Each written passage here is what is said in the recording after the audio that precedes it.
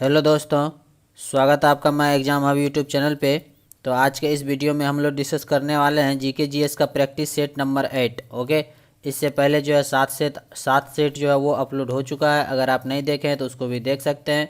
बहुत ही अच्छे अच्छे क्वेश्चन जो है सारे डिस्कस किए गए हैं सारे सेट में, जो कि अपकमिंग एग्ज़ाम जितने भी हैं उसके लिए बहुत ही यूजफुल होगा आपके एग्ज़ाम के लिए। जैसे कि बीपीएससी का पीटी हो गया, बिहार दरोगा हो गया, CTPO, Bihar SSC, UPSI, UPPSC, any other competitive examination जिसमें जो है जीके जीएस पूछा जाता है, उसके लिए जो है वेरी वेरी यूजफुल होगा ये प्रैक्टिस सेट आपका। ओके, आप ऑब्जेक्टिव क्वेश्चन के थ्रू जो है अपने जीके जीएस के को जो है बूस्ट कर सकते हैं। बार बार रिवाइज कीजिए जीके जीएस, तो ही जाके अच्छे से आपका तैयार हो पाएगा। ओके, बार बार रिवाइज कीजिए, बार बार वीडियो देखिए, थ्योरी पढ़ने के बाद बार बार क्वेश्चन का प्रैक्टिस कीजिए। इसलिए जो है जीके जीएस का ये प्रैक्टिस सेट चलाया गया ताकि आपका जो तैयारी वो बेहतर हो सके। ओके, और इस वीडियो से संबंधित जो है माय एग्जाम हब के नाम से टेलीग्राम चैनल, आप उसको ज्वाइन कर लीजिए। वहाँ पीडीएफ आपको प्रोवाइड कर दिया जाएगा ताकि बाद में जो आप रिवाइज वहाँ से कर सकते हैं। ओके, यदि आप चैनल पर नए हैं तो सब्सक्राइब कर लीजिएगा और आप बेल आइकन पर प्रेस कर दीजिएगा नेक्स्ट वीडियो का नोटिफिकेशन पाने के लिए। और अपने दोस्तों के साथ भी ज़्यादा से ज़्यादा शेयर कर दीजिए ताकि ज़्यादा से ज़्यादा लोग जो है इस कंटेंट का बेनिफिट उठा सके और अपना एग्ज़ाम का तैयारी जो है वह बेहतर कर सके। ओके, आपका सपोर्ट ज़रूरी है, आप हमें सपोर्ट दीजिए तो जल्द से जल्द जो है और अच्छे अच्छे कंटेंट जो है धीरे धीरे प्रोवाइड करते रहेंगे। ओके, ध्यान रखना ये बीपीएससी की किसी भी एग्ज़ाम के लिए जो है ये प्रैक्टिस सेट आपके लिए वेरी वेरी यूजफुल होगा। तो उम्मीद करते हैं ये सारे इन्फॉर्मेशन आपको पता चल गए होंगे। तो चलिए स्टार्ट करते हैं बिना विलंब किए हुए। देखते हैं आज के इस प्रैक्टिस सेट में कौन कौन से इंपॉर्टेंट क्वेश्चन है।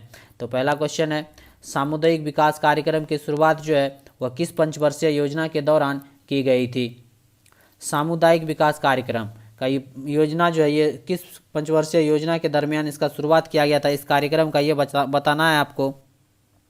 तो ये किया गया था कब, तो आपको बताना है आंसर। ये किया गया था प्रथम पंचवर्षीय योजना, ऑप्शन नंबर ए सही हो जाएगा। प्रथम पंचवर्षीय योजना के दौरान जो है सामुदायिक विकास कार्यक्रम का शुरुआत जो है किया गया था कितने ईस्वी में, 1952 में। कब किया गया था, 1952 में, 1952 ईस्वी में जो है ये किया गया था। इस बात का आपको ध्यान रखना। और प्रथम पंचवर्षीय योजना का कार्यकाल कितना था, ये 1951 से लेके 1956 तक था ये प्रथम पंचवर्षीय योजना का कार्यकाल, जो कि आपको ध्यान रखना है। और ये किस मॉडल पे था, तो ये था हेरोड डोमर मॉडल पे। किस पे था, Herod Herod Herod Domar model पे। ये भी क्वेश्चन पूछ लिया जाता है कि प्रथम पंचवर्षीय योजना जो वह किस मतलब आधारित था, किस पर आधारित था, तो हेरोड डोमर मॉडल पे आधारित था। इस बात का आपको ध्यान रखना। ओके, और द्वितीय पंचवर्षीय योजना जो है ये पीसी मानलोविस के मॉडल पे आधारित था। ये बात आपको ध्यान रखना है, इंपॉर्टेंट क्वेश्चन है। चलिए नेक्स्ट क्वेश्चन पे चलते हैं। उम्मीद करते हैं ये सारे फैक्ट जो है आपको लिख लिए होंगे, नोट कर लिए होंगे, आपको पता चल गया होगा। चलिए नेक्स्ट क्वेश्चन पे चलते हैं। नेक्स्ट, आर्थिक दृष्टिकोण से विनिर्माण तथा बिजली निर्माण जो है किस क्षेत्र के अंतर्गत आते हैं। आर्थिक दृष्टिकोण के अंतर्गत जो है विनिर्माण और बिजली का निर्माण जो है वह किस क्षेत्र के अंतर्गत आता है, ये बताना है आपको। तो ये आता है किस क्षेत्र के अंतर्गत, ये आता है द्वितीय क्षेत्र के अंतर्गत। ऑप्शन नंबर बी सही हो जाएगा। द्वितीय क्षेत्र के अंतर्गत कंफ्यूज नहीं कर जाना है और आपको दूसरा गलत आंसर टिक नहीं करना है। ओके, और जब प्राथमिक क्षेत्र के अंतर्गत आता, कृषि आ गया प्राथमिक क्षेत्र के अंतर्गत। और जितना भी सेवा से संबंधित है, जितना भी सेवा से संबंधित है, जैसे बैंकिंग सेवा हो गया, स्कूल वगैरह, जितना भी सेवा से संबंधित है वो सारे जो हैं तृतीय क्षेत्र के अंतर्गत आते हैं, टर्शियरी क्षेत्र सेक्टर के अंतर्गत आते हैं। इस बात का आपको ध्यान रखना। इंपॉर्टेंट क्वेश्चन है, बहुत ही इंपॉर्टेंट क्वेश्चन है, पूछा जा सकता है कि प्रथम क्षेत्र के अंतर्गत कौन कौन से चीज़ आते हैं, द्वितीय क्षेत्र के अंतर्गत, तृतीय क्षेत्र के अंतर्गत कौन कौन से सारे चीज़ आते हैं। ओके, ध्यान रखना है आपको, इंपॉर्टेंट क्वेश्चन है। नेक्स्ट क्वेश्चन पे चलते हैं। नेक्स्ट है, मानव शरीर का सबसे बड़ा अंग कौन सा है। मानव शरीर का सबसे बड़ा अंग कौन सा है, ये बताना है आपको।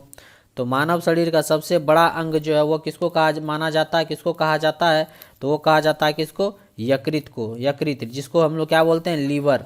लीवर जो है वो मानव शरीर का सबसे बड़ा अंग माना जाता है। ओके, इस बात का आपको ध्यान रखना। आंतरिक अंग भी बोलते हैं, बोला जा सकता है। सबसे बड़ा आंतरिक अंग जो है वो लीवर को माना जाता है। और यह जो है शरीर का सबसे बड़ा ग्रंथि है। इस बात का आपको ध्यान रखना, यह जो है शरीर का सबसे बड़ा ग्रंथि है। और लीवर का वजन जो है लगभग 1.5 kg होता है, लगभग 1.5 kg लगभग होता है। इस बात का आपको ध्यान रखना है। और लगभग 15 से 22 सेंटीमीटर ये लंबा होता है। 15 से 22 सेंटीमीटर जो है इसकी लंबाई होती है, किसकी, लीवर की, इस बात का आपको ध्यान रखना। तो इतने सारे फैक्ट थे लीवर से संबंधित, उम्मीद करते हैं। और लीवर के द्वारा जो है बहुत सारा चीज़ कंट्रोल किया जाता है। ओके, बहुत ही इंपॉर्टेंट ऑर्गन है हमारे शरीर का लीवर। लीवर के बिना जो है कुछ भी संभव नहीं है हमारे शरीर में। बहुत सारा प्रक्रिया जो है लीवर के अंतर्गत, लीवर के द्वारा ही किया जाता है। ओके, ध्यान रखना है। चलिए नेक्स्ट क्वेश्चन पे चलते हैं। 1 ओम के प्रतिरोध वाले परिपथ पर 150 वोल्ट लगाया जाता है तो प्रतिरोध द्वारा खर्च कुल शक्ति कितनी होगी। पूछा जा रहा है इस क्वेश्चन में कुल शक्ति जो है वह कितना होगा। तो शक्ति का फार्मूला क्या होता है ये बताना है आपको। शक्ति का फार्मूला जो है ये क्या होगा ये बताना है आपको। इस क्वेश्चन का आंसर क्या हो सकता है, सॉल्व कर सकते हैं आप, आपको पता है। शक्ति का फार्मूला जो है वो क्या हो जाएगा, वो हो जाएगा क्या, P इक्वल टू क्या हो जाएगा, पावर। शक्ति को क्या बोलेंगे इंग्लिश में, पावर। P इक्वल टू क्या हो जाएगा, V स्क्वायर अपॉन R हो जाएगा। क्या हो जाएगा, V square upon R। V क्या हो गया, तो ये परिपथ में लगा हुआ वोल्ट हो गया। वोल्ट हो गया कितना, 150। तो 150 इंटू 150 V का स्क्वायर है। और ओम R कितना हो गया, R को जो है रजिस्टेंस ओम को दर्शाते हैं। तो ये कितना हो जाएगा, 1.5 हो जाएगा। कितना हो जाएगा, 1.5 हो जाएगा। तो यहाँ से आप पॉइंट उड़ाएंगे तो यहाँ पे एक और जीरो ऊपर चल जाएगा। 15 से कितना हो जाएगा, 15 से 15 ये 10 बार में कट जाएगा। तो ये 1 2 3 3 को जीरो हो गया। और 15 पहले से है, 150 पहले से है, ऊपर से 2 जीरो आ गया और कितना हो गया, तो ये 15,000 वाट हो गया। पावर का यूनिट क्या होता है, तो वाट होता है। तो कितना हो जाएगा, ऑप्शन नंबर आपका डी सही हो जाएगा, 15,000 वाट। उम्मीद करते हैं ये क्वेश्चन जो है आपको समझ में आ गया। इस तरह का क्वेश्चन भी जो है पूछ लिया जाता है कभी काल किसी भी एग्जाम में, जैसे कि रेलवे के एग्जाम में हो गया, एनटीपीसी, ग्रुप डी, सब के एग्जाम में जो इस तरह के न्यूमेरिकल छोटे छोटे पूछ लिए जाते हैं, ताकि जो है आपको ध्यान रखे इस फार्मूले को। ओके, कि पावर का formula V square upon R होता है, ध्यान रखना है। नेक्स्ट क्वेश्चन पे चलते हैं। पानी की बूंदों के लिए जो है पृष्ठ पर न चिपकने का क्या कारण है। पानी की बूंद जो है वह पृष्ठ पर न चिपकता है, तेलीय पृष्ठ पर नहीं चिपकता है। यहाँ पे मिस हो गया है, तेलीय पृष्ठ जो है मतलब तेल का जो है सतह पर जो है तेलीय पृष्ठ पर, पानी का बूंद जो है वह तेलीय पृष्ठ पर जो है न चिपकने का क्या कारण है। तो क्या कारण है, कौन सा है, तो ये है आसंजक बल। क्या है, आसंजक बल के कारण जो है पानी की बूंदे जो हैं वो तेल के पृष्ठ पर जो है वो नहीं चिपकते हैं। इस बात का आपको ध्यान रखना है। ओके, इंपॉर्टेंट क्वेश्चन है। चलिए नेक्स्ट क्वेश्चन पे चलते हैं। नेक्स्ट है, तुल्यकारी उपग्रह के परिक्रमण की अवधि होती है। तुल्यकारी उपग्रह जो है उसके परिक्रमण की अवधि कितनी होती है, तो ये होती है, कितनी होती है, 24 घंटा होती है। कितनी, 24 घंटा। जितनी अर्थ की रोटेशन की अवधि होती है पृथ्वी की, उतनी ही होती है तुल्यकारी उपग्रह की। ओके, ध्यान रखना। और तुल्यकारी उपग्रह जो है पृथ्वी सतह से लगभग 36,000 किलोमीटर जो है ऊपर स्थापित किया जाता है। इस बात का आपको ध्यान रखना है, ये इंपॉर्टेंट फैक्ट है। ओके, और फिर इसका जो घूर्णन की दिशा जो परिक्रमण जो है ये 24 घंटा आता है, जो कि पृथ्वी के समान ही होता है। ध्यान रखना है, इंपॉर्टेंट है। नेक्स्ट क्वेश्चन है, पेंडुलम को चंद्रमा पर ले जाने पर उसके आवर्तकाल पर क्या प्रभाव पड़ता है। किसी पेंडुलम को जो है चंद्रमा पर ले जाने पर उसके आवर्तकाल पे क्या प्रभाव पड़ता है, तो ये प्रभाव पड़ता है क्या, बढ़ जाता है। आवर्तकाल जो है वो बढ़ जाता है। इस बात का आपको ध्यान रखना है, इंपॉर्टेंट क्वेश्चन है। क्योंकि जो है T इक्वल टू जो है क्या होगा फार्मूला, 2π√L/g। तो आवर्तकाल जो है वो क्या हो जाएगा, बढ़ जाएगा, L जो है वो बढ़ जाएगा। ओके, इस बात का आपको ध्यान रखना है। पेंडुलम का जो है चंद्रमा पे जो है ले जाने पे आवर्तकाल बढ़ जाएगा। ओके, इस बात का आपको ध्यान रखना है, क्योंकि जो है ये स्थिर रहेगा और G का मान जो है वो घट जाएगा। G का मान घट जाने के कारण ये जो है आवर्तकाल बढ़ जाएगा। ओके, इस बात का आपको ध्यान रखना है। नेक्स्ट क्वेश्चन चलते हैं। एक्स किरणें किस प्रकार की तरंग है। एक्स किरणें जो है ये एक विद्युत चुंबकीय तरंग है। ध्यान रखना आपको, इंपॉर्टेंट है। ये एक तरह की विद्युत चुंबकीय तरंग का उदाहरण है। ओके, ध्यान रखना, इंपॉर्टेंट क्वेश्चन है। और विद्युत चुंबकीय तरंग जो है वह दोलनों के माध्यम में संचरण करती है। ओके, इस बात का आपको ध्यान रखना है। चलिए नेक्स्ट क्वेश्चन पे चलते हैं। नेक्स्ट क्वेश्चन है, निम्नलिखित में से कौन एक निष्क्रिय गैस का उदाहरण है। निष्क्रिय गैस का उदाहरण कौन है ये बताना है आपको। Nitrogen, organ, hydrogen, oxygen. तो आपको पता होगा कौन सा है, तो ये है ऑर्गन। ऑर्गन गैस जो है एक निष्क्रिय गैस कहा जाता है। ओके, इस बात का आपको ध्यान रखना है। जिसको अक्रिय गैस भी बोलते हैं, निष्क्रिय या अक्रिय गैस, जो कि रासायनिक अभिक्रिया में कभी भाग नहीं लेता, क्योंकि इसका ऑक्टेट जो है ये फुल रहता है। जैसे कि ऑर्गन हो गया, जिनॉन हो गया, रेडॉन हो गया, ये सारे जो है कौन से गैस हैं, निष्क्रिय गैस हैं। ओके, इस बात का आपको ध्यान रखना है। और नाइट्रोजन हमारे इन्वायरमेंट में सबसे ज़्यादा है जो वो नाइट्रोजन मौजूद है लगभग 78%, और हाइड्रोजन ऑक्सीजन जो है वो 21%। ओके, इस बात का आपको ध्यान रखना है। और हाइड्रोजन जो है सूर्य पर जो है सबसे ज़्यादा हीलियम और हाइड्रोजन है। सूर्य पर जो किस तरह का होता है, नाभिकीय संलयन अभिक्रिया होता है, न्यूक्लियर फ्यूजन रिएक्शन होता है सूर्य पर। इस बात का आपको ध्यान रखना, जहाँ पे हाइड्रोजन और हीलियम जो है वो प्रचुर मात्रा में पाया जाता है सूर्य पर। ओके, इस बात का आपको ध्यान रखना, इंपॉर्टेंट फैक्ट है। नेक्स्ट क्वेश्चन पे चलते हैं। आतिशबाजी में हरा रंग जो है किसके कारण दिखाई पड़ता है? आतिशबाजी में हरा रंग जो है ये बेरियम के कारण दिखाई पड़ता है। इस बात का आपको ध्यान रखना है। आतिशबाजी में हरा रंग जो है ये बेरियम के कारण दिखाई देता है, और स्ट्रोंशियम के कारण जो है ये लाल रंग दिखाई देता है। ये बात भी आप ध्यान में रख सकते हैं, इंपॉर्टेंट नोट कर सकते हैं कि स्ट्रोंशियम के कारण जो है लाल रंग दिखाई देता है, और कॉपर के कारण जो है, कॉपर के कारण ये भी नोट कर सकते हैं, नीला रंग दिखाई देता है कॉपर के कारण। ओके, इस बात का आपको ध्यान रखना है। नीला रंग जो है वो कॉपर के कारण दिखाई देता है। और सिल्वर जो है, सिल्वर रंग जो है ये एल्यूमिनियम के कारण दिखाई देता है, एल्यूमिनियम के कारण दिखाई देता है। इस बात का आपको ध्यान रखना है, इंपॉर्टेंट क्वेश्चन है। स्ट्रोंशियम के कारण जो है लाल रंग दिखाई देता है, कॉपर के कारण नीला रंग दिखाई देता है, और सिल्वर के कारण जो है सिल्वर जो हुआ एल्युमिनियम के कारण दिखाई देता है, और हरा रंग जो हुआ बेरियम के कारण दिखाई देता है। उम्मीद करते हैं ये सारे फैक्ट जो आपको पता चल गए होंगे। बेरियम क्लोराइड लवण के कारण जो है आतिशबाजी में हरा रंग दिखाई देते हैं। ओके, ध्यान रखना है इतना फैक्ट। उम्मीद करते हैं समझ में आ गया होगा। नेक्स्ट क्वेश्चन पे चलते हैं। नेक्स्ट 13 दिसंबर 1940 को संविधान सभा के उद्देश्य प्रस्ताव को किसने प्रस्तुत किया था? तो उम्मीद करते हैं आपको क्वेश्चन आ रहा होगा, कमेंट कर सकते हैं, आप बता सकते हैं। आपको उम्मीद होगा ये क्वेश्चन आ रहा होगा कि 13 दिसंबर 1940 को जो है संविधान सभा में उद्देश्य प्रस्ताव किसने प्रस्तुत किया था? तो ये जवाहरलाल नेहरू के द्वारा प्रस्तुत किया गया था। किसके द्वारा? जवाहरलाल नेहरू के द्वारा जो है प्रस्तुत किया गया था। ओके, इस बात का आपको ध्यान रखना है, इंपॉर्टेंट क्वेश्चन है। नेक्स्ट क्वेश्चन पे चलते हैं। भारतीय संविधान में राज्यसभा के सदस्यों की निर्वाचन प्रक्रिया किस देश के संविधान से लिया गया, ये बताना है आपको। किस देश के संविधान से लिया गया है? भारतीय संविधान में जो है राज्यसभा के सदस्यों की निर्वाचन प्रक्रिया, तो ये लिया गया किससे? दक्षिण अफ्रीका से। किससे लिया गया? दक्षिण अफ्रीका से लिया गया है। दक्षिण अफ्रीका से। और क्या लिया गया है? दक्षिण अफ्रीका से जो है संविधान संशोधन की प्रक्रिया लिया गया है। संविधान की संशोधन की प्रक्रिया, कॉन्स्टिट्यूशनल अमेंडमेंट का प्रक्रिया जो है, संविधान संशोधन का प्रक्रिया जो है ये कहाँ से लिया गया? ये दक्षिण अफ्रीका से लिया गया। ये बात जो है आपको ध्यान रखना है। ऑस्ट्रेलिया से जो है समवर्ती सूची लिया गया, समवर्ती सूची लिया गया ऑस्ट्रेलिया से।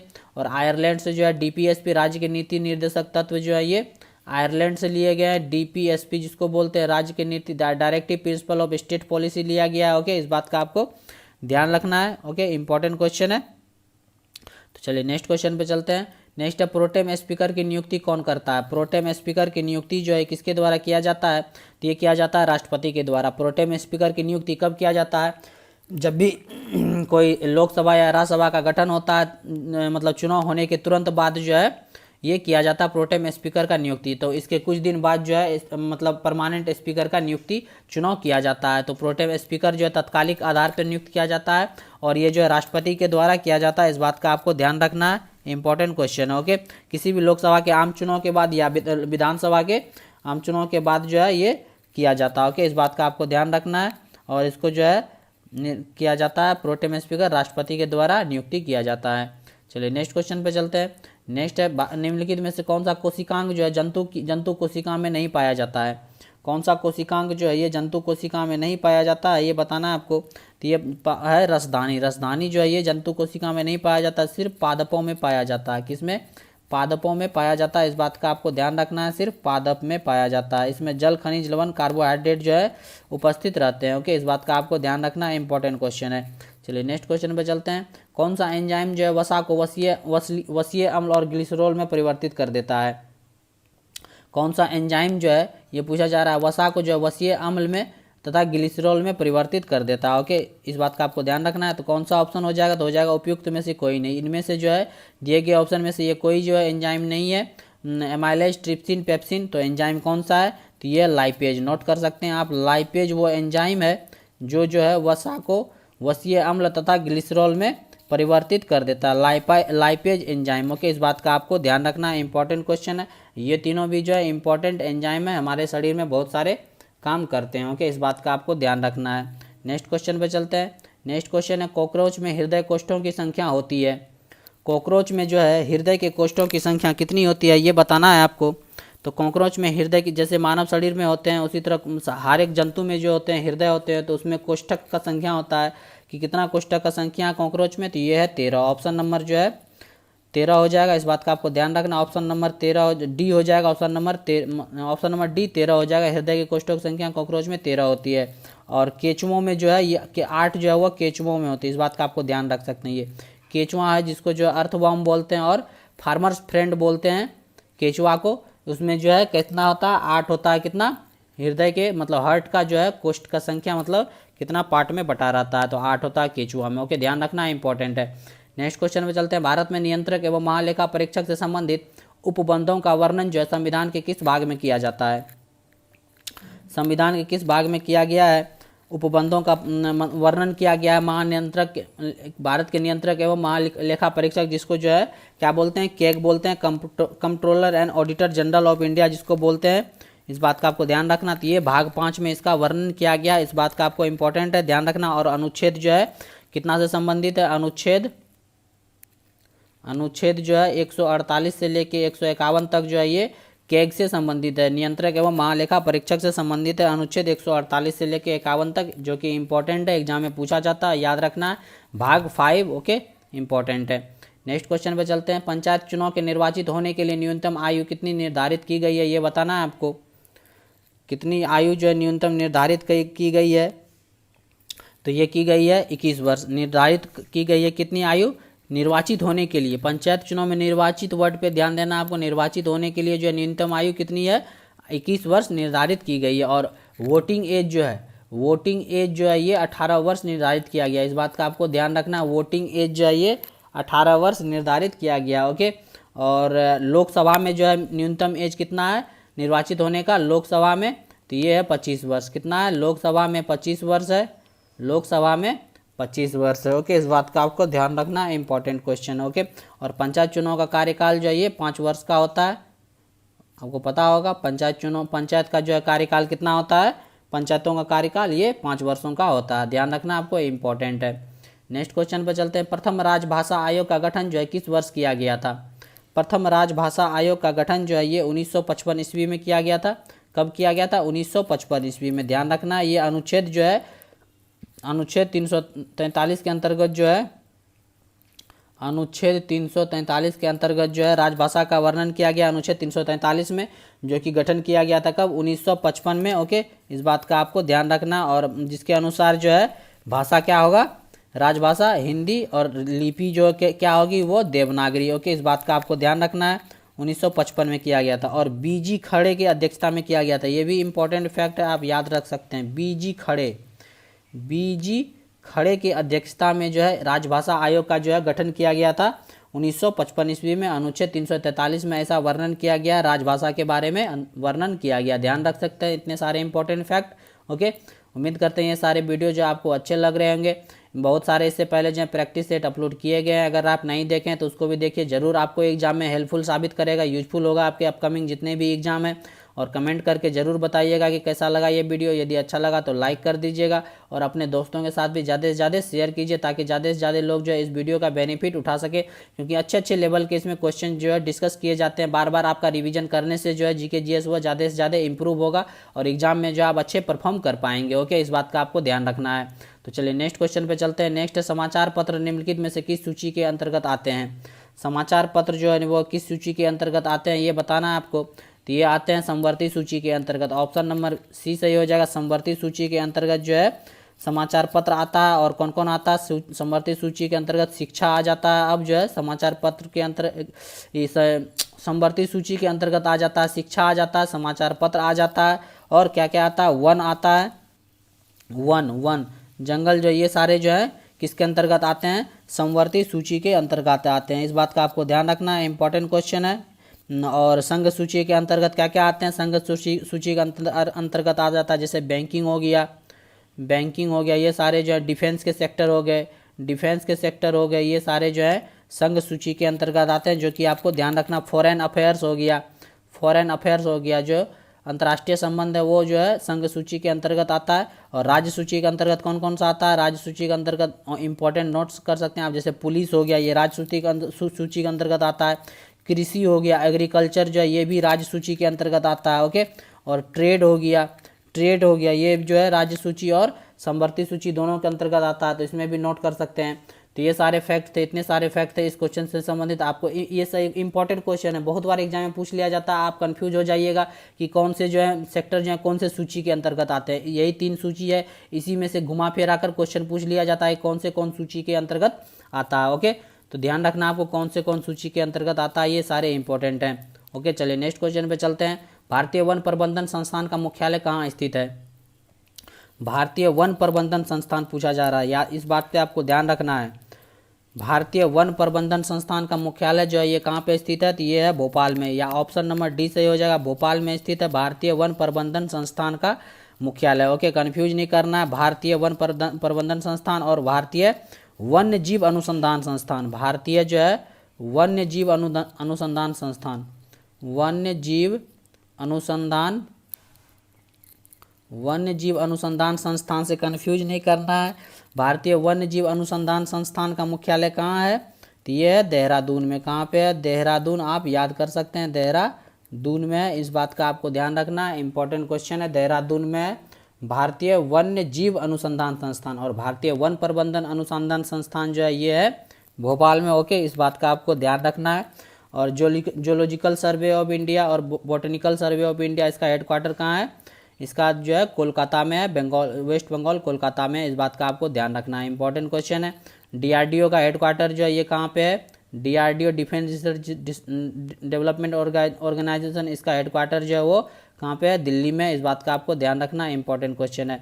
और डीआरडीओ दिवस जो है ये 1 जनवरी को मनाया जाता है, 1 जनवरी को मनाया जाता है, क्योंकि स्थापना जो हुआ था 1 जनवरी 1958 को हुआ था इसका स्थापना। ओके, इस बात का आपको ध्यान रखना है। नेक्स्ट क्वेश्चन पे चलते हैं। अंतर्राष्ट्रीय आपराधिक पुलिस जो है जिसको इंटरपोल बोलते हैं, उसका गठन जो है किस वर्ष किया गया था? इसका गठन जो है इंटरपोल का किस वर्ष किया गया था ये बताना है आपको। तो ये किया गया था 1923 ईस्वी में। कब किया गया था? 1923 ईस्वी में जो है अंतर्राष्ट्रीय आपराधिक पुलिस का संगठन जिसको इंटरपोल बोलते हैं उसका गठन जो है 1923 ईस्वी में किया गया था। और इसका हेडक्वार्टर कहाँ है आप बता सकते हैं? इसका हेडक्वार्टर है कहाँ पे? लियों, फ्रांस में है। लियों एक जगह है, कहाँ पे? फ्रांस में, वहाँ पे जो है ये हेडक्वार्टर है इंटरपोल का, जिसका हेडक्वार्टर कहाँ पे? लियों, फ्रांस में है। ओके, इस बात का आपको ध्यान रखना। इसका स्थापना जो है 1923 ईस्वी में किया गया था। ओके, इंपॉर्टेंट क्वेश्चन है, हेडक्वार्टर आपको याद रखना, बहुत बार एग्जाम में पूछा गया। इंटरपोल का हेडक्वार्टर लियों में, फ्रांस में। नेक्स्ट क्वेश्चन पे चलते हैं। यदि किसी अर्थव्यवस्था में अच्छी और बुरी मुद्राएं एक साथ प्रचलन में है तो बुरी मुद्रा जो है वो अच्छी मुद्रा को प्रचलन से बाहर कर देती है। यह कथन जो है, यह नियम जो है किसके द्वारा दिया गया ये बताना है आपको, कि कोई भी अच्छी और बुरी मुद्राएं हैं एक साथ यदि प्रचलन में है तो बुरी मुद्रा जो खराब बैड करेंसी है वो जो है गुड करेंसी को प्रचलन से जो है वो बाहर कर देती है। तो ये किसके द्वारा ये नियम दिया गया था? तो ये दिया गया था ग्रेसम का नियम है। ये किसका है? ग्रेसम का नियम। इंपॉर्टेंट क्वेश्चन है, बहुत बार पूछा गया, याद रखना, इंपॉर्टेंट क्वेश्चन है, रिपीट करके पूछा गया है। तो ये ग्रेसम का नियम है, ये ग्रेसम के द्वारा दिया गया है कि bad money drives out good money. Okay, इस बात का आपको ध्यान रखना है, इंपॉर्टेंट है। नेक्स्ट क्वेश्चन चलता है। निम्नलिखित में से किसके कारण जो है कांच का रंग लाल हो जाता है? कांच का रंग लाल जो वह किसके कारण होता है ये बताना है आपको। तो ये होता है किसके कारण? मैंगनीज डाइऑक्साइड के कारण। ऑप्शन नंबर ए सही हो जाएगा। याद रखना आपको, कांच का रंग जो वो लाल किसके कारण होता है? मैंगनीज डाइऑक्साइड के कारण होता है। ओके, इस बात का आपको ध्यान रखना है। और कोबाल्ट ऑक्साइड के कारण कैसा होता है? तो कांच का रंग जो है गहरा नीला हो जाता है। कैसा होता है? गहरा नीला हो जाता है कोबाल्ट ऑक्साइड के कारण। इस बात का आपको ध्यान रखना है, इंपॉर्टेंट क्वेश्चन है। और फेरस ऑक्साइड के कारण कैसा होता है कांच का रंग? ये हरा हो जाता है। कैसा होता है? हरा हो जाता है कांच का रंग। फेरस ऑक्साइड या क्रोमिक ऑक्साइड के कारण जो है ये हरा हो जाता है। इस बात का आपको ध्यान रखना है, इंपॉर्टेंट क्वेश्चन। ओके, उम्मीद करते हैं आपको समझ में आ गया होगा। चलिए नेक्स्ट क्वेश्चन पे चलते हैं। नेक्स्ट है, स्वतंत्र भारत की प्रथम औद्योगिक नीति की घोषणा कब की गई? स्वतंत्र भारत की जो है प्रथम औद्योगिक नीति की घोषणा जो है कितने ईस्वी में की गई थी ये बताना है आपको। स्वतंत्र भारत दिया गया है तो ये किया गया था 1948 में। ऑप्शन नंबर ए सही हो जाएगा। 1948 में जो है ये घोषणा की गई थी प्रथम औद्योगिक नीति की स्वतंत्र भारत का। उम्मीद करते हैं ये क्वेश्चन का आंसर जो आपको पता चल गया होगा। 1948 आपको याद रखना है, राइट। ओके, इंपॉर्टेंट क्वेश्चन है। तो ये थे आज के GK/GS सेट 8 के इंपॉर्टेंट क्वेश्चन। उम्मीद करते हैं ये सारे क्वेश्चन जो आपके अपकमिंग एग्जाम के लिए वेरी वेरी यूजफुल होंगे। कमेंट करके आप हमें ज़रूर बताइएगा कैसा लगा ये वीडियो। यदि अच्छा लगा तो लाइक कर दीजिएगा और अपने दोस्तों के साथ जो है ज़्यादा से ज़्यादा शेयर कर दीजिएगा। और चैनल पे आप नए हैं तो सब्सक्राइब कर लीजिएगा। आप सब्सक्राइब करते हैं, शेयर करते हैं, उससे जो है हमको मोटिवेशन मिलता है और ज़्यादा से ज़्यादा वीडियो या ज़्यादा से ज़्यादा कंटेंट आपको प्रोवाइड करने की प्रेरणा मिलती है। ओके, इस बात का आपको ध्यान रखना है, इसलिए ज़्यादा आप हमें सपोर्ट दीजिए, ज़्यादा से ज़्यादा सब्सक्राइब कराइए, तो ही जाके जो है कुछ भी आगे धीरे धीरे इम्प्रूव होते चले जाएगा, बेहतर और भी जो है कंटेंट आपको प्रोवाइड करते चले जाएंगे। ओके, इस बात का आपको ध्यान रखना है। तो देखते रहिए my exam hub YouTube channel. मिलते हैं नेक्स्ट वीडियो में। Thank you for watching.